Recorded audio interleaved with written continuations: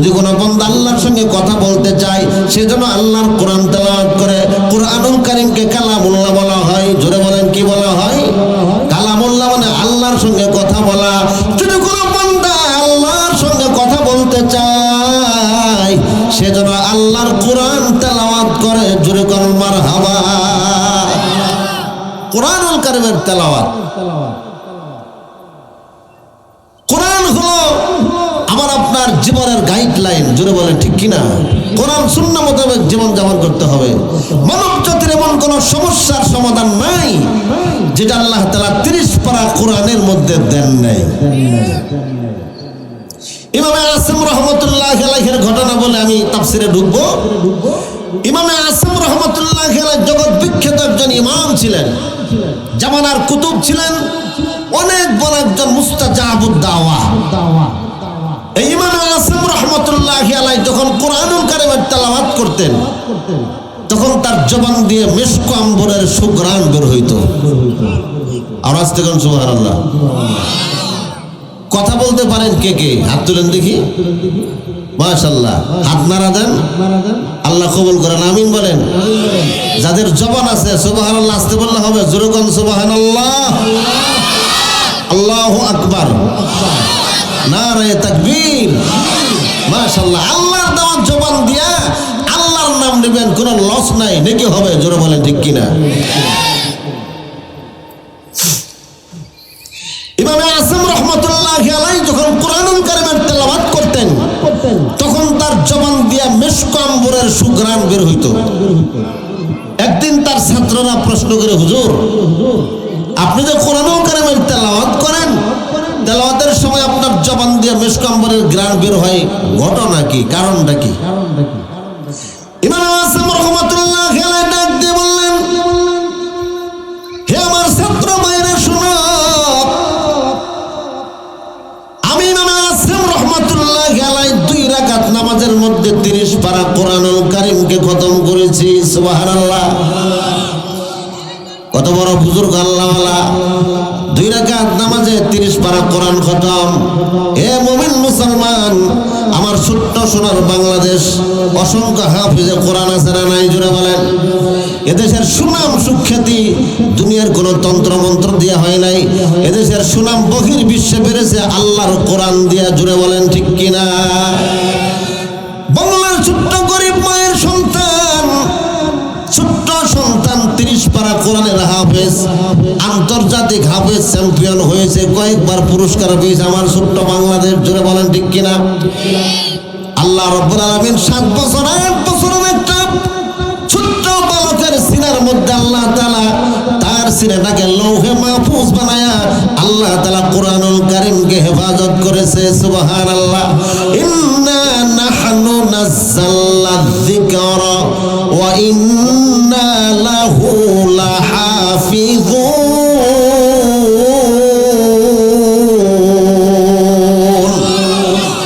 নিশ্চয় কোরআন আমি আল্লাহ পাক নাযিল করেছি, কোরআনের হাফেজ আমি আল্লাহ, আমি আল্লাহই কোরআনকে হেফাজত করব। সুবহানাল্লাহ। ইমাম আসিম রাহমাতুল্লাহি আলাইহি যখন তেলাওয়াত করে জবান দিয়ে মিশক আম্বরের সুঘ্রাণ বের হয়, ইমাম আসিম রাহমাতুল্লাহি আলাইহি ডেকে ডেকে বলে, শোনো, আমি একদিন মদিনাতুল মুনাওয়ারায় মসজিদে নববীর পাশে, আমি ওয়ালের পাশে দাঁড়ায়া মসজিদে নববীর পিলারের মধ্যে পাশে দাঁড়ায়া দাঁড়ায়া আমি 2 রাকাত নামাজে 30 পারা কোরআন খতম করেছি, যেটাকে মসজিদে কদম বলা হয়। রিয়াজুল জান্নাহ, রিয়াজুল জান্নাহে বসে বসে দোয়া করলে দোয়া কবুল হয়। সুবহানাল্লাহ। হে মুমিন মুসলমান, রিয়াজুল জান্নাহ এটা হলো পয়গম্বরের একটা খুশখবর। রাসূল বলেছেন, মা বাইনা বাইতি ওয়া মিম্বারি রাউযাতুম মির রিয়াজিল জান্নাহ। আমার কবর আমার মিম্বারের পাশে মাঝখানে যে জায়গাটা, এটা হলো রিয়াজুল জান্নাহ। রিয়াজুল জান্নাহর মধ্যে বসে বসে দোয়া করলে দোয়া কবুল হয়। মুসলমান ভাইরা আমার, রিয়াজুল জান্নাহর পাশে মসজিদে কদিম, যেটা পুরাতন মসজিদ, ওই মসজিদের পিলারের পাশে দাঁড়ায়া ইমামে আসিম রাহমাতুল্লাহি আলাইহি 2 রাকাত নামাজে 30 পারা কোরআন শরীফ খতম করেছে। গভীর রজনীতে ইমামে আসিম গভীর রজনীতে নামাজ শেষ করে তিনি একটু হেলান দিয়েছে, পিলারের সঙ্গে হেলান দিয়েছে। তন্দ্রা এসে গেছে, ঘুম এসে গেছে। ঘুমের ঘরে আরবের মনোদুলাল, বিশ্ব মানবতার বন্ধু রাসূলুল্লাহ সাল্লাল্লাহু আলাইহি ওয়াসাল্লাম সামনে হাজির হয়ে গেছে।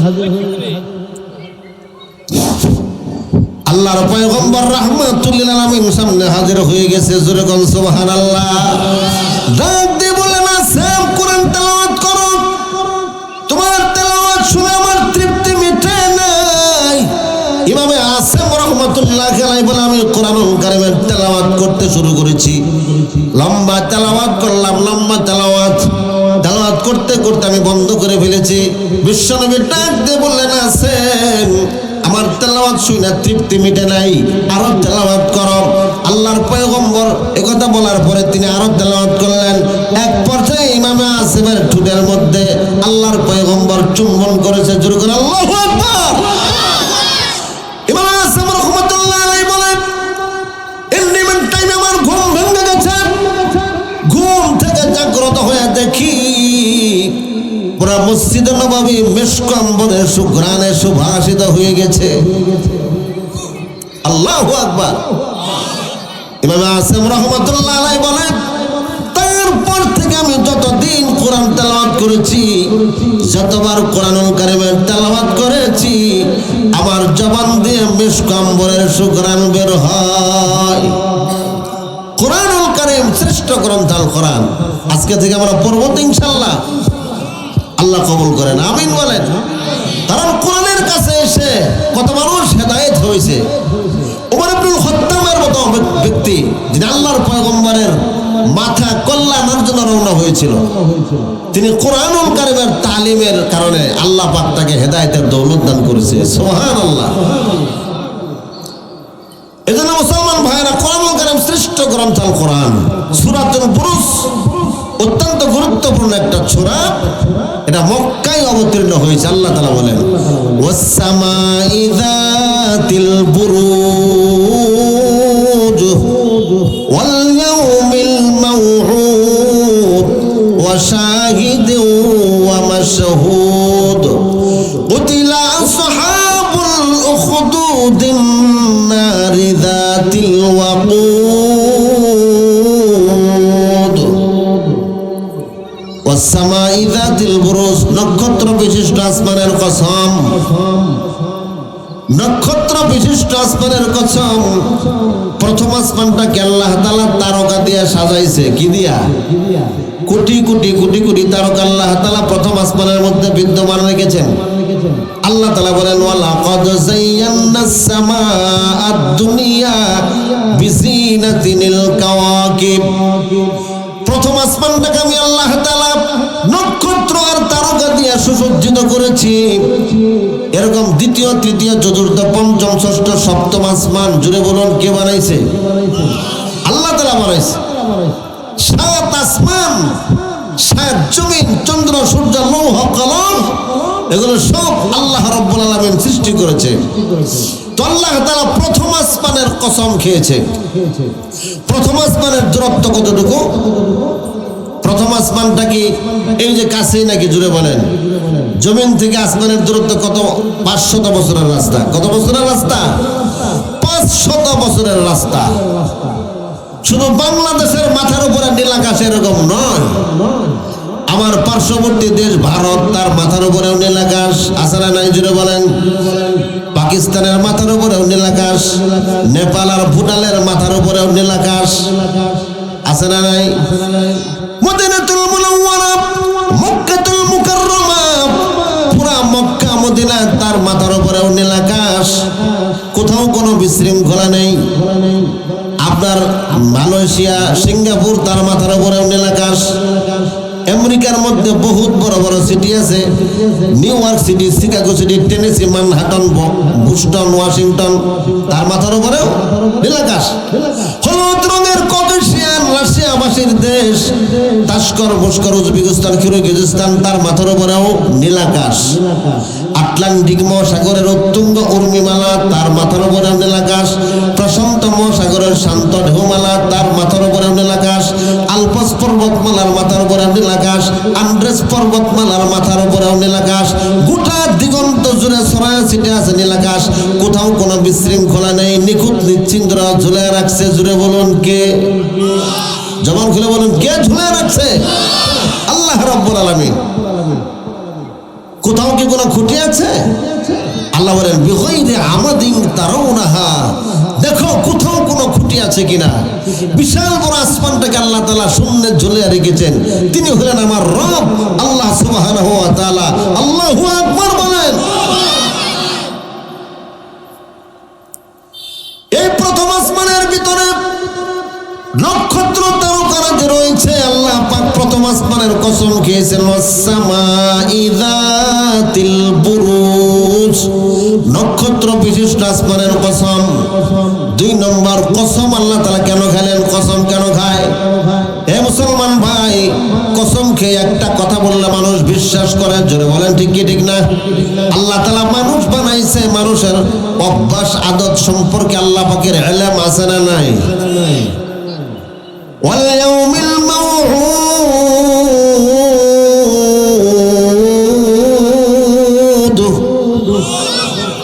প্রতিশ্রুতি দিবসের কসম। 2 নম্বর কসম।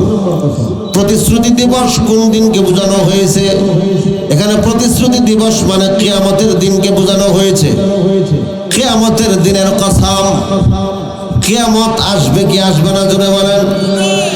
ইন্নাস সাআতা আতিয়াতুন আকাদু উখফিহা লিতুজসা কুল্লু নাফসিন বিমা তাসা।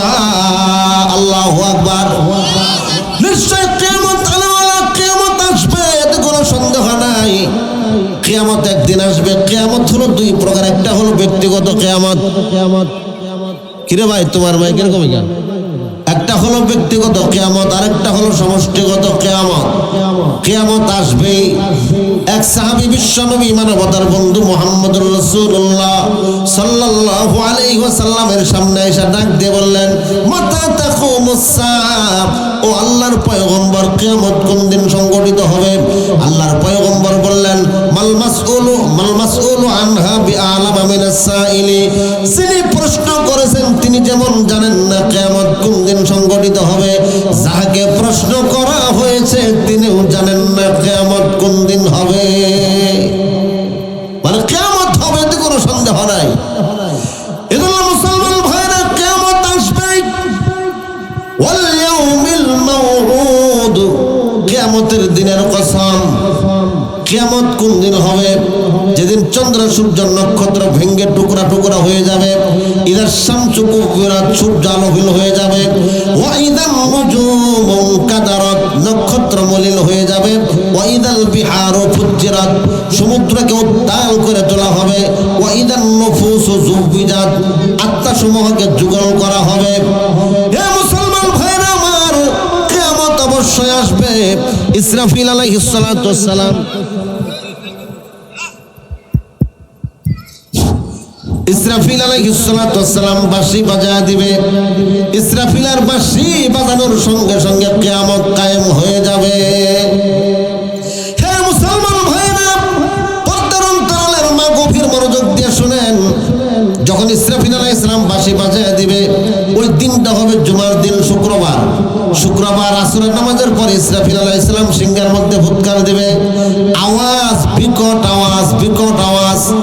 যত সময় অতিবাহিত হবে আওয়াজটা বাড়তেই থাকবে, বাড়তেই থাকবে, বাড়তেই থাকবে। হে নওজোয়ান যুবক, ছোট্ট ছোট্ট সন্তানগুলো যখন মাঠে ময়দানে খেলাধুলা করে, তারা বিকট শব্দ শুনবে। বিকট শব্দ শুনে সমস্ত সন্তানরা বাড়ির দিকে রওনা হবে। হে মুসলমান ভাই, আর কৃষকগুলো লাঙ্গল জলে হাল চাষ করার জন্য জমিনে ব্যস্ত হয়ে পড়বে। ইন দি মিন টাইমে বিকট আওয়াজ শুরু হয়ে যাবে। মুসলমান ভাইয়েরা আমার, এদিক দিয়ে অফিস আদালত সকলে গুছায়া বাড়ির দিকে রওনা হবে। বিকট আওয়াজ, বাড়ির থেকে ফোন দিবে, ব্যাপারটা শুনছো নাকি? চতুর্দিক দিয়ে একটা আওয়াজ শোনা যায়। ওই ব্যক্তি বলবে হ্যাঁ, আমাদের অফিসের মধ্যে আওয়াজ। গ্রামের বন্ধু ঢাকার বন্ধুর কাছে ফোন দিবে। ঢাকার বন্ধু বলবে হ্যাঁ, ঢাকার মধ্যে বিকট আওয়াজ। আবার ঢাকার বন্ধু চট্টগ্রামের বন্ধুর কাছে ফোন দিবে। চট্টগ্রামের বন্ধু বলবে হ্যাঁ, চট্টগ্রামে আওয়াজ শোনা যায়। হে মুসলমান ভাই, বাংলাদেশের মানুষ পাকিস্তান ইন্ডিয়াতে ফোন দিবে। তারা বলবে পাকিস্তান ইন্ডিয়ার মধ্যে বিকট শব্দ শোনা যায়, মক্কা মদিনার মধ্যে শব্দ শোনা যায়, আমেরিকার মধ্যে শব্দ শোনা যায়। গোটা দিগন্ত তুজিরের শব্দ। হে মুসলমান ভাই, যত সময় অতিবাহিত হবে শব্দ বাড়তেই থাকবে, বাড়তেই থাকবে, বাড়তেই থাকবে। এক পর্যায়ে যত কীট পতঙ্গ আছে, গরু বাছুর ভেড়া বকরি সবগুলো শেষ হয়ে যাবে, মানুষ মারা যাবে, সমস্ত মানুষ দুনিয়া থেকে বিদায় নিয়ে চলে যাবে, একজনও জীবিত থাকবে না। ফেরেশতাও নাই, মানুষ নাই, জিন্নাতও নাই, শুধু বড় বড় চারজন ফেরেশতা বাকি থাকবে। একটা হলো জিবরিল আলাইহিস সালাতু ওয়াস সালাম, আরেকজন হলো হযরত মিকাইল আলাইহিস সালাম, 3 নম্বর হলো হযরত ইসরাফিল আলাইহিস সালাম, আর 4 নম্বর হলো হযরত মালাকুল মউত হযরত আজরাইল আলাইহিস সালাতু ওয়াস সালাম। যখন আল্লাহু আকবার। আল্লাহ পাক ডাক দিয়ে বললেন, আজরাইল এখন কে বাকি আছে? আজরাইল ডাক দিয়ে বললেন, রব্বুল আলামিন সকলেই তো মারা গেছে, কেউ আর দুনিয়াতে নাই, আমরা 4 জন বড় বড় ফেরেশতা জীবিত আছি। আল্লাহ পাক রব্বুল আলামিন ডাক দিয়ে বলবেন, ও মালাকুল মউত, ইসরাফিলের রূহটা কবজ করো। এবার মালাকুল মউত ইসরাফিলের রূহটা কবজ করবেন। এবার আল্লাহ পাক ডাক দিয়ে বলেন, ইসরাফিল রে, আজরাইল রে, ইসরাফিলের রূহটা কবজ করা হয়ে গেছে, এবার তুমি হযরত জিবরাইলের রূহ কবজ করো, মিকাইলের রূহ কবজ করো। মিকাইল, ইসরাফিল, জিবরাইল 3 জনের রূহ কবজ করা হয়ে গেল। এবার আল্লাহ রাব্বুল আলামিন ডাক দিয়ে বলবেন, ও আজরাইল এখন আর কে বাকি আছে? আজরাইল ডেকে ডেকে বলে, কুল্লু মান আলাইহা ফান ওয়া ইয়াবকা ওয়াজহু রাব্বিকা যুল জালালি ওয়াল ইকরাম। আল্লাহু আকবার। আজরাইল ডাকতে বলেন, রব্বুল আলামিন তুমি আছো না আমি আজরাইল আছি, আর তো কেউ নাই। আল্লাহ রাব্বুল আলামিন ডাকতে বলেন, কুল্লু মান আলাইহা ফান, সব ধ্বংস হয়ে যাবে। ওয়া ইয়াবকা ওয়াজহু রাব্বিকা যুল জালালি ওয়াল ইকরাম, একমাত্র আমি আল্লাহ রাব্বুল আলামিন বাকি থাকবো। ও আজরাইল, তুমিও মরে যাও, তুমি তোমার রূহটা কবজ করো। এবার আজরাইল নিজের রূহ কবজ করবে। মুসলমান ভাইরা, এটা হলো কিয়ামতের আলামত, প্রথম আলামত। তাহলে কিয়ামত আসবে কি আসবে না, জোরে বলেন? কিয়ামত আসবে। এজন্য আল্লাহ তাআলা বলেন, ওয়াল ইয়াউমিল মাউউদ, কিয়ামতের দিনের কসম। কিয়ামতের কঠিন মুসিবতের দিনে যত আমল করেছি রে বান্দা, সব আমার গ্রীবালগ্নের মধ্যে আল্লাহ পাক ঝুলায় দিবে। দিনের বেলায় গুনার কাজ করলাম, অপরাধ করলাম, জিনা করেছি, ব্যভিচার করেছি, মিথ্যা কথা বলেছি, লুণ্ঠন করেছি, শোষণ করেছি, জুলুম করেছি, অত্যাচার করেছি, জমিনের মধ্যে দাঁড়ায় যত অন্যায় করেছি, সব আল্লাহ রাব্বুল আলামিন 70 বছরের ডায়েরি তোমার গ্রীবালগ্নের মধ্যে আল্লাহ পাক ঝুলায় দিবে। 70 বছরের আমলনামা আল্লাহ পাক গলার মধ্যে ঝুলায় দিবে, লটকায় দিবে। وكل إنسان ألزمناه على طائره في عنقه ونخرج له يوم القيامة كتابا يلقاه منشورا। الله أكبر। গ্রীবালগ্নের মধ্যে আল্লাহ পাক ঝুলায় দিবে, পড়ো তোমার আমলনামা, ইকরা কিতাবাকা, পড়ো তোমার আমলনামা। ওয়াকাফা বিনাফসিকাল ইয়াউমা আলাইকা হাসিবা, তোমার আমলনামা পড়ার জন্য তুমি নিজেই যথেষ্ট।